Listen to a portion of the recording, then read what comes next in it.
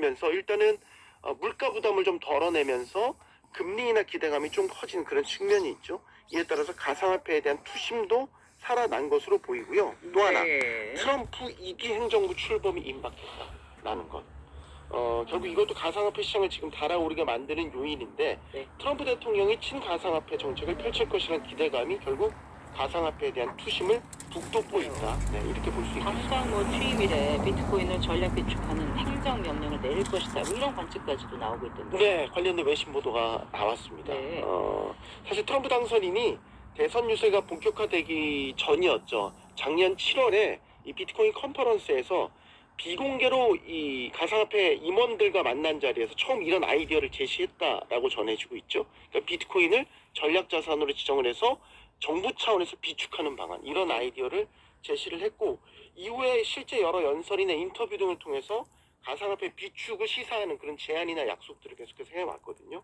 그래서 지금 가상화폐 업계가 실제 이거를 현실화시키도록 미국 지금 차기 트럼프 행정부 관계자들이나 인수팀들을 만나서 적극적으로 설득하고 있다, 로비전을 펼치고 있다, 이런 소식도 전해지고 있고요. 네. 실제 구체적인 숫자도 나오는 게 향후 5년에 걸쳐서 비트코인 100만 개를 구매하는 계획을 논의했다, 이런 식의 이제 보도도 나오고 있습니다. 네. 그러니까 정부가 비트코인을 신규 구매해서 마치 우리 정부가 유가 상승 같은 걸 대비해서 전략 비축류 같은 거를 구비해 놓고 쌓아두고 있지 않습니까? 그러니까 전략 비축류와 비슷하게 비트코인도 전략적 비축을 하자라는 구상이고요. 왜 그럼 이걸 해야 되냐? 비트코인을 이렇게 비축을 하게 되면 그에 따른 수익이 커져서 지금 미국 연방정부 같은 경우는 막대한 재정 적자 문제에 시달리고 있지 않습니까? 이런 국가 부채를 줄이는데 도움이 될 것이다 라는 이런 관측이 나오고 있기 때문이죠. 네.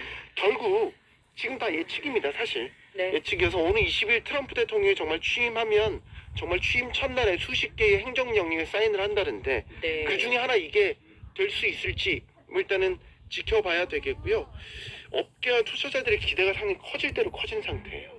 그래서 냉정하게 가상화폐 시장 향후 운명이 정말 트럼프 행정부의 그 약속한 대로 친가상화폐 행보가 얼마나 뚜렷하게 구체적으로 나타나느냐에 따라서 정말 가상화폐 시장 운명이 결정될 것으로 보입니다. 잘 들었습니다. 고맙습니다. 감사합니다. 경제 뉴스 브리핑 손석우 경제평론가와 함께했습니다.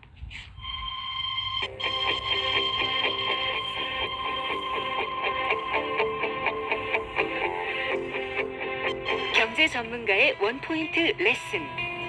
꼭 알아야 할 정보와 이슈를 알기 쉽게 풀어드립니다. 대한민국 경제 고수와 함께 투자의 맥을 짚는 KBS 1라디오 경제쇼. 진행의 성기영 아나운서입니다.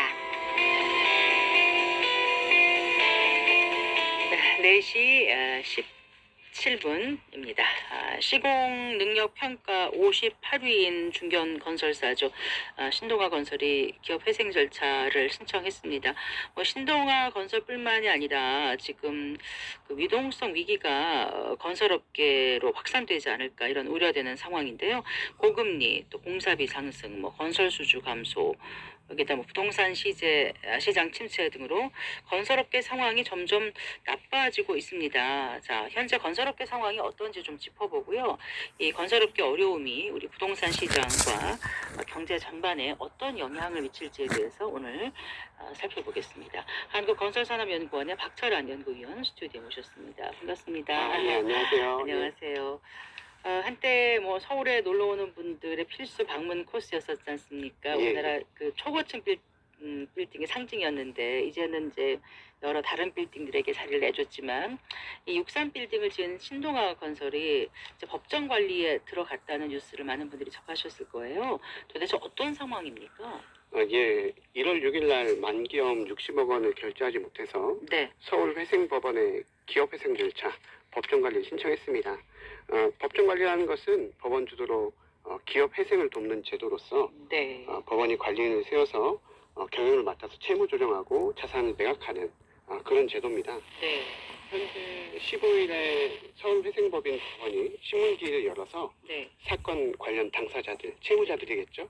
불러서 회생 절차를 도입할지 네. 아니면은 파산시킬지 네. 판단하는 과정이 있습니다. 엊그제 시작했군요. 예. 네, 그럼 보통 그게 기간이 어느 정도에 이제 결정이 나는 거죠? 요게 그 법정 관리는 네. 워크아웃하고 다 좀 다른데요. 좀 시간이 좀 오래 걸립니다. 네. 그래서 한 몇 달 좀 걸릴 수 있을 것 같고요. 예. 그동안 그 채무자들을 어떻게 그리고 어느 정도 수준의 이자로 이렇게 갚아나갈지에 대해서 네. 계획을 세울 것으로 예상이 됩니다. 네.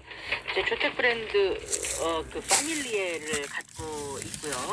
연매출이 7,500억 원 정도 되는 걸로 알고 있는데 또 실행 능력이 이제 58인 중견 그 업체로 알려져 있지 않습니까? 예. 그런데 이제 많은 분들이 그런가 보다 나는 뭐 그 건설사하고 별 상관없는 거니까 이렇게 흘려버린 뉴스 있을 수 있겠습니다만은 이 아파트의 그 분양을 받은 이 브랜드로 분양받은 이런 분들은 지금 마음이 굉장히 불안하실 것 같아요. 그래도 이제 그렇게 크게 불안해하실 필요 없는 게 네, 그 사실 이제 분양 보증이라는 게 있습니다. 네, 허그에서 하고 있는데 그것을 통해서 아무래도 이제 분양하고 그리고 이미 기분양 받은 것들은 네. 공사 완공까지 이렇게 책임을 질 것으로 예상이 됩니다. 네, 그래요. 지금 분양보증 가입주택이 7개 사업장 2,900가구라고 알려져 있는데 그러면은 시간이 좀 걸리더라도 큰 예. 문제는 없다라고 지금 보시는 건가요? 다만 예. 이제 기간이 좀 늘어나서 네. 그 생각보다는 좀 입주하는 시점이 좀 지연되는 효과가 있을 것 같은데요. 네. 영향이 있을 것 같은데 그거는 좀 피해로 좀 볼 수 있겠죠. 그래요. 이 58이라는 건설사가 어찌 보면 이제 60억 원의 어음을 막지 못해서 법정관리 신청했다는 게 그만큼 이제 건설업계가 얼마나 어려운지를 보여주는 게 아닐까 싶어요. 실제적으로 계속 어렵다 도대체 몇 년 동안 계속 어렵다 하는데 얼마나 어려운 건지를 예.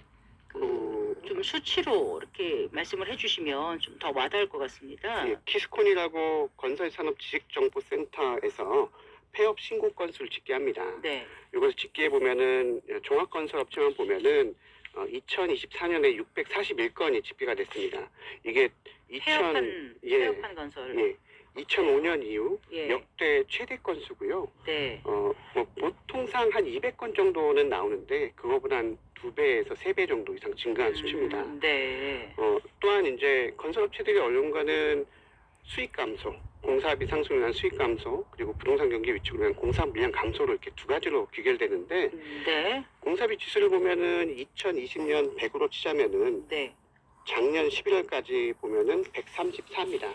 네. 4년 동안 30% 이상 공사비가 증가했다고 보시면 되고요. 네. 그리고 공사 물량 감소는 2023년 건축 착공 면적이 대략 전년 대비 30% 이상 위축이 됐고요.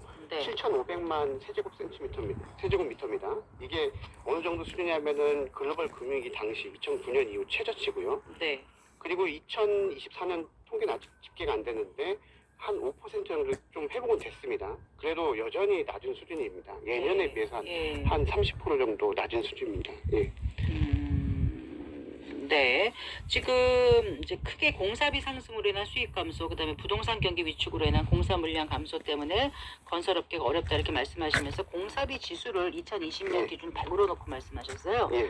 근데 이 공사비 지수라는 건 어떻게 산출이 되는 거죠?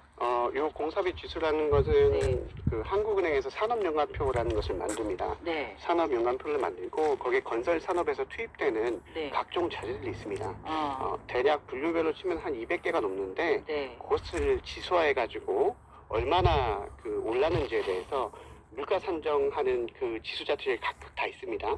그것들을 반영시켜서 건설 산업의 비용으로서 이렇게 좀 볼 수 있도록 한 것입니다. 네, 그럼 그건 한은에서 하는 거예요? 아니죠? 아닙니다. 우리 한국 건설 기술연구 산업연구 아니고 기술연구원에서. 예, 기술연구원에서 작성합니다. 예. 그래서 건설 공사비 지수를 만드는 예, 거예요. 예. 근데 그게 이제 100이 2020년 기준일 때 100인데 지금 아까 2024년에 얼마라 그러셨죠? 134. 그러니까 그만큼 공사비가 100보다 올라갔다. 예. 34% 올라간 예, 거예요. 34% 올라갔습니다. 예. 그러면은 대략 건설업체들은 그만큼 34%만큼 어려워졌다라고 보면 되는 거예요? 생산 단가가 그만큼 올라갔다고 보면 되고요. 예. 통산적으로 건설업체들이 매출에서 수익을 내는 게 한 6% 정도 냅니다.